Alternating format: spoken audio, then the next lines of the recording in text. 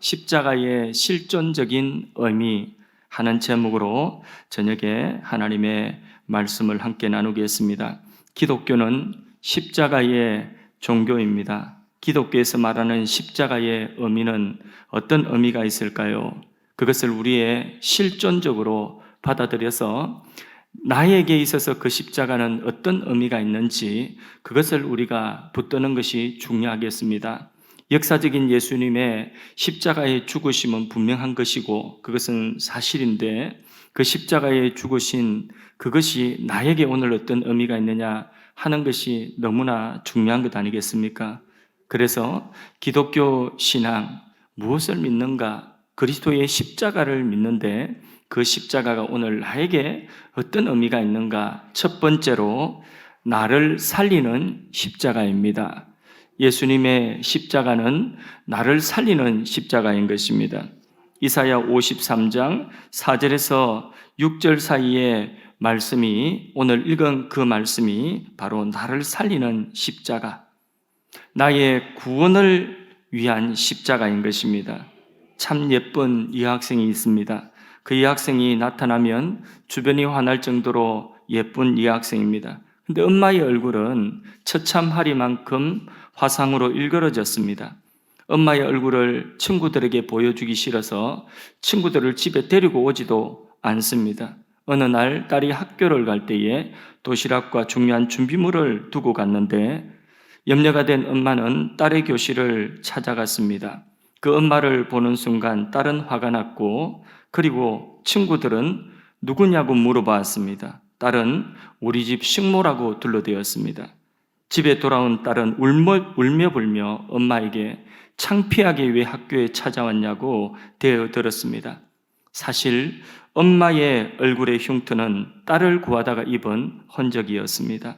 어릴 적 집에 불이 났었고 안방에 아이 혼자 울고 있는데 아무도 그 불길 속에 들어가서 아이를 안고 나올 엄두를 내지 못하는데 오직 엄마만 용감하게 아기가 있는 방으로 뛰어 들어가서 아기를 끌어안고 오다 보니 얼굴에 아무것도 가릴 수 없죠. 손으로 아기를 안았으니까. 그러니까 온몸에 화상을 입고 얼굴이 일그러졌습니다.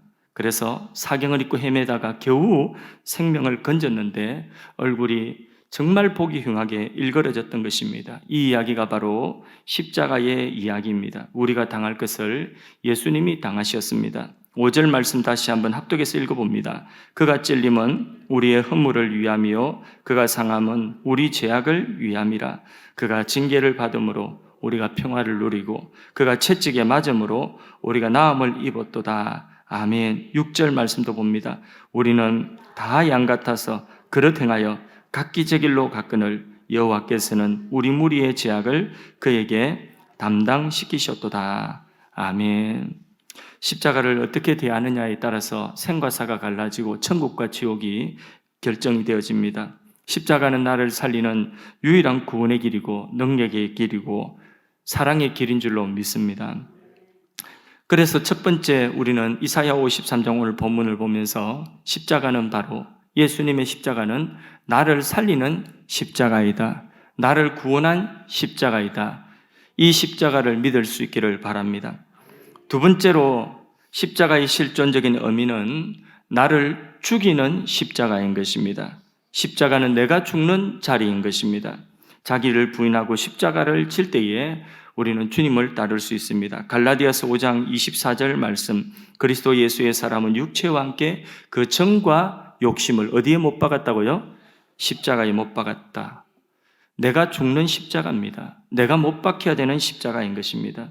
믿는 자는 오직 십자가에서 세상을 향하여 달려가는 나의 그 정과 욕심을 못 박아 죽여야 되는 것입니다. 그래서 내가 죽을 수 있는, 내가 죽는 그 자리가 바로 십자가의 자리인 것입니다. 예수님의 십자가에 못 박힐 때에 나의 옛사람이 죽었습니다. 세상을 향하여 가던 정과 욕심, 그 옛사람이 십자가에 못 박혀 죽었습니다. 그래서 나를 죽이는 십자가인 것입니다. 어떤 개인이나 국가도 탐욕에 빠지면 그 탐욕을 벗어날 길이 없습니다. 그 탐욕을 제하지 못하고 결국은 멸망으로 가게 되어 있습니다. 내리막이에요. 내리막이라서 이거는 돌이켜서 붙잡고 올라오지 아니하면 이거는 그냥 내버려 두면 가만히 있으면 저절로 멸망으로 떨어지는 것입니다. 그게 바로 우리의 정과 욕심입니다. 그런데 그 정과 욕심을 십자가에 못 박는 거죠. 우리가 예수님을 믿는다 할 때는 바로 정과 욕심을 십자가에 못 박는 것입니다. 그렇지 않으면 내버려 두면 결국은 망합니다. 탐욕을 따라, 세상 정욕을 따라, 세상의 욕심을 따라 살다가 망하는 것입니다. 그 탐욕의 결과는 결국은 사망인 것입니다. 지금 전쟁이 일어나는데 러시아의 그 큰 나라가 작은 나라, 힘없는 나라를 삼키려고 하는 그런 탐욕, 그 탐욕의 종국은요, 역사가 늘 말해주듯이 그런 모든 제국은 결국은 망합니다. 그 탐욕을 부린 사람들 다 망하게 돼 있습니다. 옛날에 황해도 어떤 금광에서 금을 캐냈는데 그 캐낸 금을 서울에 와서 파는데요, 배를 타고 옵니다. 황해도에서 배 타고 인천항으로 들어오는데 인천 부두에 가까이 와서 배가 그만 파산을 했습니다. 그때 사람들은 살기 위하여서 널빤지 하나라도 붙잡고 헤엄을 쳐서 그렇게 결사적으로 발버둥치며 살려고 했습니다. 그런데 이 사람은 금을 가지고 있기 때문에 그 금괴를 포기할 수가 없는 것입니다. 그래서 물에 뛰어내리면서 허리에다가 금괴를 그걸 갖다가 다 차고 물에 뛰어내린 거죠. 그러니까 어쩔 수 없어요. 죽을 수밖에 없는 것입니다. 그 금과 함께 물에 꾸르르 깔아앉아가 죽는 것입니다. 정과 욕심, 세상 욕심은 그와 같은 것입니다. 그래서 결국은 그거 버리지 않고 그거 벗어버리지 않으면 결국은 자기 죽는 거예요. 자기 멸망하는 것입니다. 인천 앞바다 어디쯤에 있을 겁니다. 시간 되면 찾아보십시오. 금괴. 성경에는 욕심이 잉태한 적 뭘 낳는다고 했습니까? 죄를 낳고 죄가 장성한 적 사망을 낳는다 했지 않습니까? 욕심 이거 인간이 누구나 다 가지고 있는 거지 그렇게 생각하지 마십시오. 그 욕심이 결국은 죄를 낳습니다. 그리고 그 죄가 결국은 사망, 멸망으로 이끄는 것입니다. 내버려 두면 우리는 이 길로 갈 수밖에 없는 것입니다. 욕심은 지혜와 총명을 흐리게 하여서 옳은 길을 버리고 잘못된 길로 계속해서 가게 하는 것입니다. 우리 믿음을 가진 사람은 십자가로 구원받고 십자가로 살림받았습니다. 또 이제는 그 십자가로 자기 정과 욕심을 못 박아서 자기를 못 박아 죽여야 되는 것입니다. 그래서 예수님의 십자가는 나를 죽이는 십자가요. 로마서 6장 6절 말씀 합독해서 한번 읽어봅니다. 우리가 알거니와 우리 옛사람이 예수와 함께 십자가에 못 박힌 것은 죄의 몸이 멸하여 다시는 우리가 죄에게 종노릇하지 아니하려 함이라. 우리 옛사람이 예수와 함께 예수님의 십자가, 거기서 십자가에 함께 못 박혔다는 것입니다. 이것을 우리는 날마다 선언해야 되는 거예요. 갈라디아 2장 20절 말씀에도 바울은 날마다 이 선포를 하며 살아갑니다. 같이 한번 읽어보겠습니다. 내가 그리스도와 함께 십자가에 못 박혔나니 그런즉 이제는 내가 산 것이 아니요 오직 내 안에 그리스도께서 사신 것이라.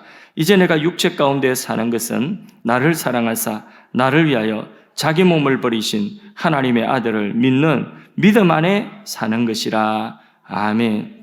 우리의 죄는 주 예수의 보혈로 이미 깨끗하게 되었습니다.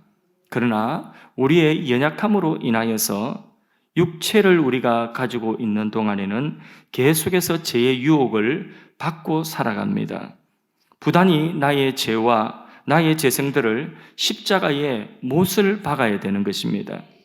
바울도 나는 날마다 죽노라 했죠. 근데 우리는 자꾸 살죠.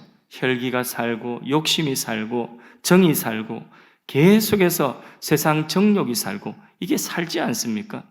그래서 계속 꿈틀대면서 이 재성이 올라올 때마다 이 옛사람은 너 죽었다 하고 십자가에 못 박아야 되는 거죠. 그래서 십자가는 내가 죽는 십자가고 날마다 우리는 주님의 십자가 붙들고 뭐 해야 돼요? 나는 죽었다. 이렇게 혈기를 부리는 나는 죽었다. 이 탐욕에 나는 죽었다. 헛된 욕심을 가지고 있는 나는 죽었다.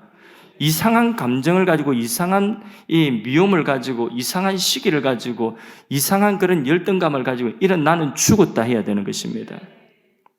옛날에 평양 깡패 김익두 목사님의 간증을 보면 이런 내용이 나옵니다. 김익두 목사님이 한참 이름 날리던 평양의 주목이었습니다. 깡패 중에 깡패였습니다. 그가 나타나면 평양시장에 다 돈을 다 걷어가는데 그 상인들이 치를 떨었습니다.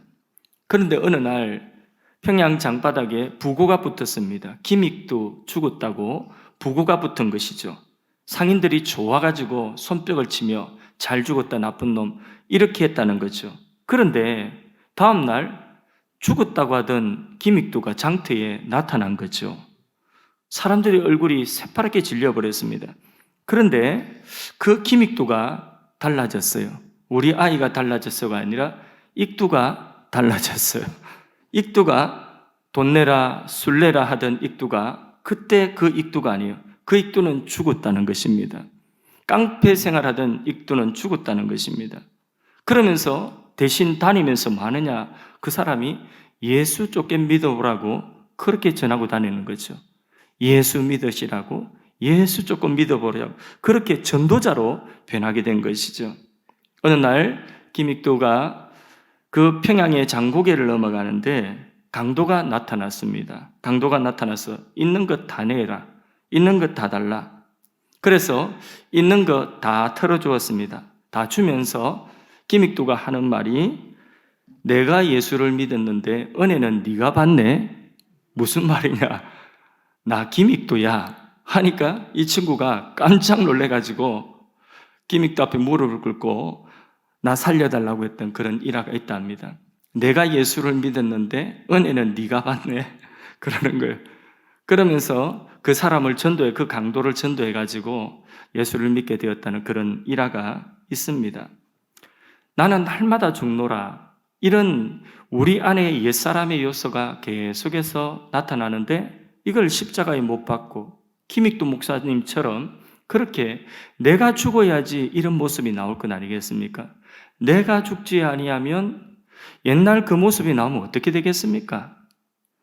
과거에 종로로 타던 옛사람은 십자가에 날마다 못 박아야 됩니다.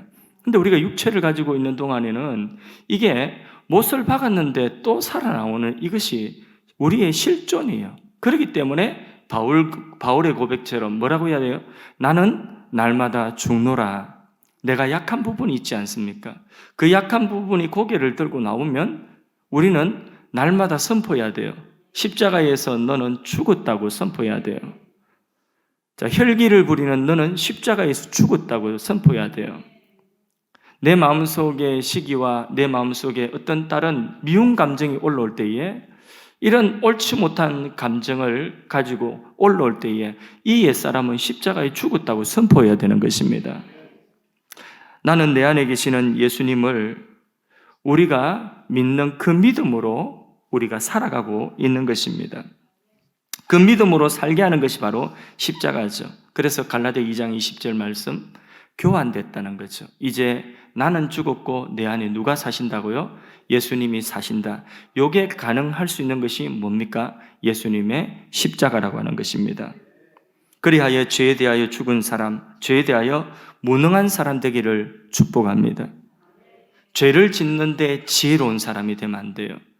죄를 짓는데 아주 명사가고 발빠른 사람이 되면 안 돼요. 죄를 짓는데 머리가 비상하게 돌아가는 사람이 되면 안 돼요.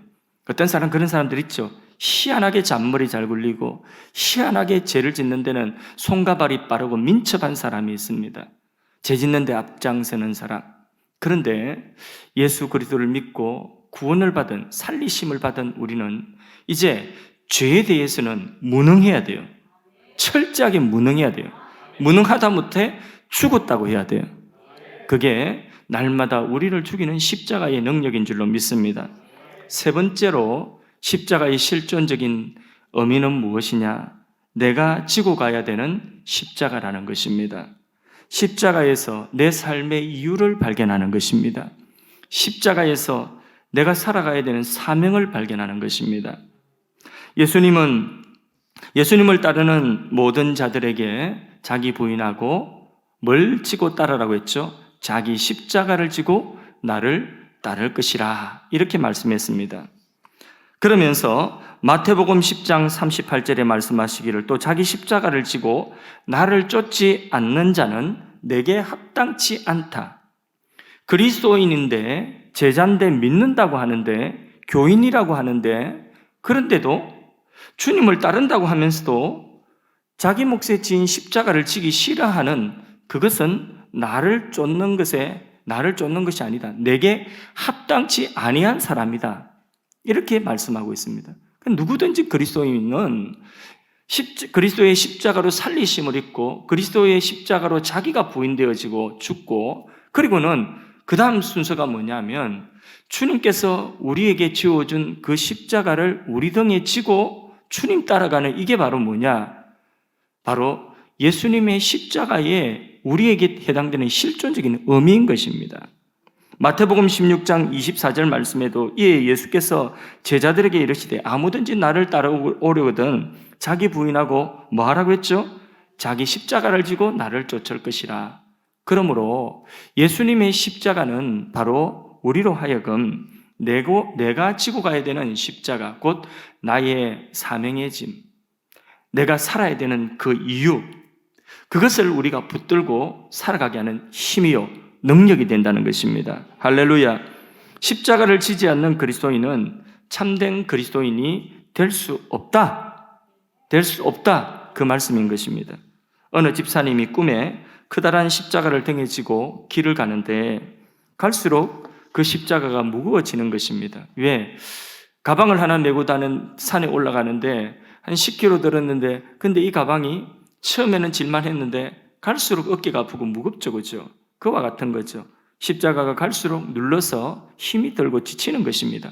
주위를 둘러보니 다른 사람들의 십자가는 다 작아 보이고 다 가벼워 보이고 다 쉬워 보이는데 왜 내 십자가만 이렇게 무겁고 이렇게 크냐고 투덜거리며 그리고 힘들고 짜증스러우니까 땅바닥에 주저앉아 주님께 부탁합니다. 주님 무거워서 죽겠어요. 더 이상 걷지를 못하겠어요. 주님 조금만 잘라주세요. 그래서 주님께서 좀 잘라주셨어요. 주님도 제 마음 같은 것 같습니다. 저도 행복할 만큼만 사역하세요. 그렇게 하지 않습니까? 주님 잘라주셨어요. 조금 잘라내고 나니까 훨씬 가벼워졌습니다. 그런데 그걸 지고 또 한참 가다 보니까 또 그것도 지치고 그것도 부담스럽고 무거운 것입니다. 그래서 또 주저앉아서 불평하면서 주님 좀 잘라주십시오. 무거워서 도저히 못 가겠습니다. 그래서 주님께서 또 불평하는 그에게 십자가 잘라주었습니다. 이렇게 한참을 걸어가고 계속 그 길을 걸어가는 여행 중에 그 십자가 다 잘라먹고 조금만 토막된 거죠. 너무나 가벼워요. 다른 사람 지고 가는 십자가 비교해 보니까 너무 가벼워요. 너무 쉬워요. 그러니까 별 힘들지 않게 룰루랄라 발걸음도 상쾌하게 그렇게 가벼운 십자가 자랑하면서 그렇게 여행길을 그렇게 걸어간 것이죠. 얼마나 왔을까? 눈앞에 강이 나타나는데 그 강의 이름은 요단강이라. 그 요단강을 건너야 하는데 둘러봐도 배는 보이지 않고 둘러봐도 건너갈 방법이 도무지 보이지 않습니다. 그런데 한 노인이 뒤에서 커다란 십자가를 헉헉대면서 여기까지 숨이 차서 왔는데 그런데 그 요단강 앞에까지 와가지고는 그 십자가 길다란 십자가를 척 걸쳐가지고 그 십자가를 다리에 삼고 건너가는 것입니다. 그 요단강을 건널 수 있는 방법은 바로 자기 십자가로 다리 놓아서 건너가야 가능한 것이었습니다. 자, 이 집사님이 꿈에서 깨어보니까 자기가 지금까지 살아오면서 힘들고 힘들다 하면서 그 자기 십자가를 자꾸 잘라내고 살아왔던 것입니다. 이렇게 힘드니까 좀 잘라내고 저렇게 힘드니까 좀 잘라내고 토막토막 다 잘라내고 나중에는 그냥 전혀 부담되지 않을 정도로 전혀 부담 갖지 않는 그런 정도의 토막 하나 가지고 그렇게 왔기에 마지막 요단강 건널 때는 그것이 낭패가 된 것입니다. 꿈에서 깨어 가슴치며 회개했답니다. 여러분, 우리의 삶에 십자가가 무겁고 힘이 듭니까? 그래도 지고 가야 됩니다. 그것이 우리 신앙인의 걸음인 것입니다. 그것이 천국 가는 길에 우리가 지고 가야 되는 우리의 몫입니다. 그것 지고 갈 때 주님께서 은혜 주시고, 그것 지고 갈 때 주님께서 지혜 주시고, 그것 지고 갈 때 주님께서 능력 주시고, 그것 지고 갈 때 주님께서 힘들 때마다 위로하실 줄로 믿습니다. 은혜의 은혜, 갑절의 위로가 넘치게 되는 것입니다. 그리고 주님 앞에 갈 때는, 설 때는 우리가 당연한 것 지고 왔건만 주님께서는 그것을 우리에게 상으로 갚아주시는 것입니다. 은혜로우신 하나님, 오늘 밤에도 예수님의 십자가가 우리에게 어떤 의미가 있는지 알려주셔서 감사합니다. 주님의 십자가가 나를 구원한 십자가임을 고백합니다. 날마다 내가 죽는 십자가임을 고백합니다. 내가 져야 할 십자가, 그 십자가를 지고 가는 능력이 됨을 고백합니다. 주여, 시련 중에도 인내하며 좁은 길, 좁은 문이라 할지라도 주님께서 우리에게 주신 사명의 십자가를 지고 끝까지 달려가게 하여 주옵소서. 이 길 끝에 우리가 주님을 만날 때에 두 팔 벌려 우리를 기다리시고 안아주시고 위로하시고 착하고 충성된 종아 잘하였도다 우리를 인정할 수 있는 하나님, 그날을 바라보면서 믿음의 길을 끝까지 걸어가게 하여 주옵소서.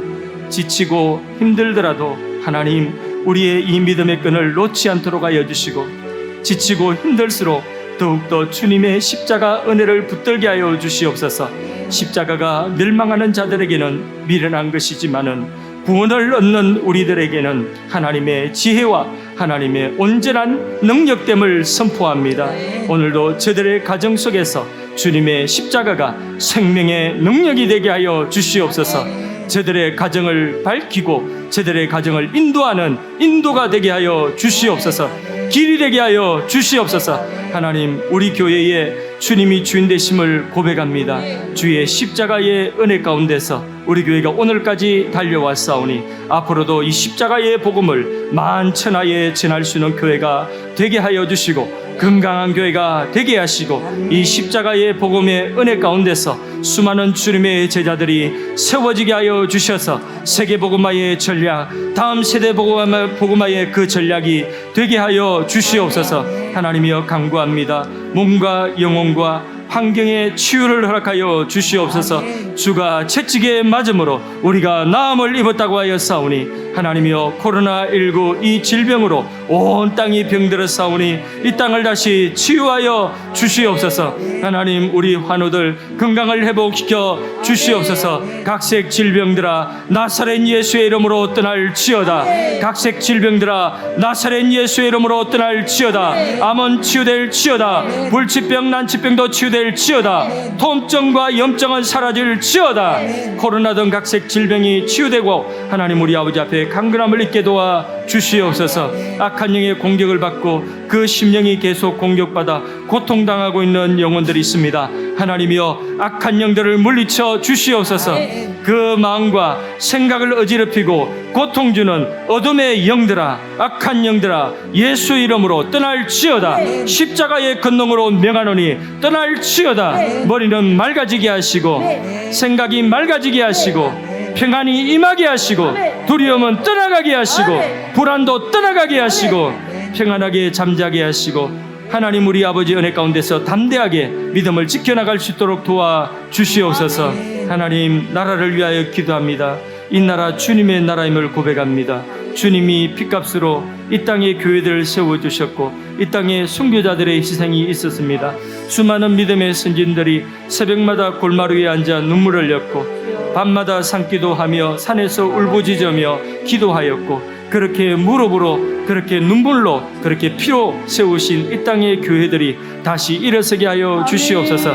그리하여서 한국교회를 통하여서 이 민족이 영과 육의 축복을 받아서 모든 민족 살리는 제사장 나라가 되게 하여 주시옵소서. 위정자들을 붙들어 주시고 그들에게 일반 은총의 은혜를 부어주셔서 그들이 하나님의 공의와 하나님의 정의를 실현하는 자들이 되게 하여 주시옵소서. 하나님 아버지, 간구합니다. 가장 약한 자, 가장 낮은 자 찾아가셔서 위로하여 주시옵소서.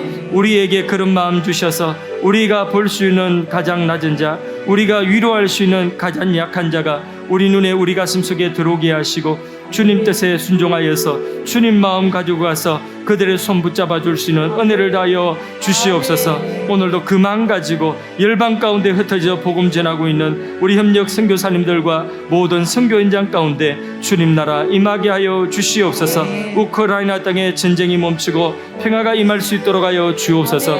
오늘 밤에도 주님 앞에 나와서 엎드려 기도하는 심령마다 주님께서 큰 은혜 베풀어 주시되 하늘 문이 열려지는 은혜를 베풀어 주시옵소서. 하나님과 끄리낌이 없이 교통하는 은혜를 다하여 주시옵소서. 하나님께 아뢰일 때에 하나님이 들으시고 하나님께서 응답하시며 말씀하실 때에 그 내재적인 음성을 들으시는 영감을 허락하여 주옵소서. 닫혀져 있는 귀가 열려지게 하여 주시옵소서. 닫혀져 있는 눈이 열려지게 하여 주시옵소서. 하나님이 행하시는 일들이 보여지게 하여 주시옵소서. 오늘도 주님 앞에 나온 모든 심령마다, 가정에서 골방에서 함께 기도하는 심령마다 하나님의 응답하시는 응답이 충만케 하여 주시옵소서. 하나님, 부활절을 준비하고 있습니다. 부활절에 우리의 가족 이웃들이 주님 앞에 나와서 생명의 복음 듣고 거듭나는 역사가 있게 하시고 믿음의 길을 떠나 있던 영혼들이 다시 돌아와서 믿음 회복하고 방황을 끝내는 역사가 있게 하여 주시옵소서. 그리하여서 탕자가 들어왔을 때에 아버지가 기뻐하며 잔치하였던 그런 천국 잔치와 같은 하나님이 기뻐하시는 잔치가 될 수 있도록 주여 금번 부활절 주님 역사하여 주시고 주님 영광 받아 주시옵소서. 하나님, 준비하는 모든 손길, 오늘도 예배를 섬기는 모든 손길들 축복하여 주시옵소서. 영과 역으로 강건케 하여 주시옵소서. 저들에게 하늘의 권능을 다하여 주시옵소서. 하나님, 우리 아버지, 오늘 밤에 특별히 위로가 필요한 영혼이 있습니까? 하나님, 찾아가셔서 기도할 때에 그 영혼 어루만져 주시고 위로하여 주시옵소서. 주님이 능력이 되어 주시옵소서. 주님이 힘이 되어 주시옵소서. 예수님의 이름으로 기도드리옵나이다. 아멘.